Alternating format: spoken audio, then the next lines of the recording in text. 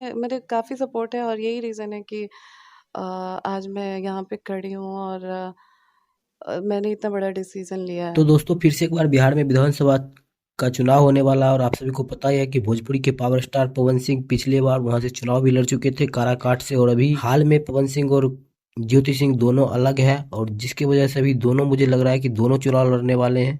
और ये तो क्लियर हो गया है कि ज्योति सिंह चुनाव लड़ेंगे, लेकिन अभी तक ये कंफर्म नहीं किया गया है कि कहाँ से चुनाव में लड़ेंगे। था तो उस दिन अनाउंसमेंट इन्होंने की थी कि हम मैं चुनाव लड़ूंगी। जबकि आप लोग को पता ही हो कि काराकाट में 6 विधानसभा है, और 6 विधानसभा में अनुमान लगाया जा रहा था रिपोर्टर के द्वारा कि नवीनगर से लड़ेंगे। लेकिन ज्योति सिंह के द्वारा साफ मना कर दिया गया कि नहीं, मैं नवीनगर से नहीं, किसी भी क्षेत्र से लड़ सकता हूँ। 6 विधानसभा है, 6 विधानसभा में से किसी भी विधानसभा से लड़ सकता हूँ, क्योंकि मुझे सभी विधानसभा से वैसा ही प्यार मिलता है जैसा नवीनगर से मिलता है। मैं मुझे हर क्षेत्र में वही प्यार और वही आशीर्वाद, वही मान-सम्मान मिला है। और अभी तक ये भी कंफर्म नहीं हुआ है कि किस पार्टी से लड़ रहे हैं। ज्योति सिंह का कहना है कि जिस पार्टी से भी मुझे टिकट मिल जाएगा मैं उस पार्टी से चुनाव लड़ लूंगा। ये कंफर्म नहीं है कि बीजेपी से मिले, आरजेडी से मिले या फिर किसी से भी मिले।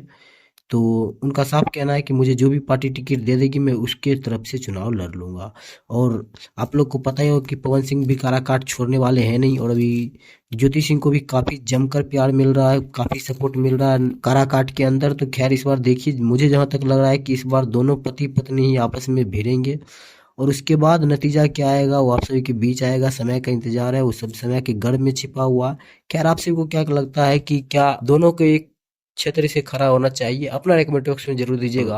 और मुझे जहां तक लगता है कि ज्योति सिंह तो काराकाट से चुनाव लड़ेगी, तो पवन सिंह ही भी बोलेगा कि मैं पीछे क्यों हटूं, मैं भी काराकाट से ही लड़ूंगा।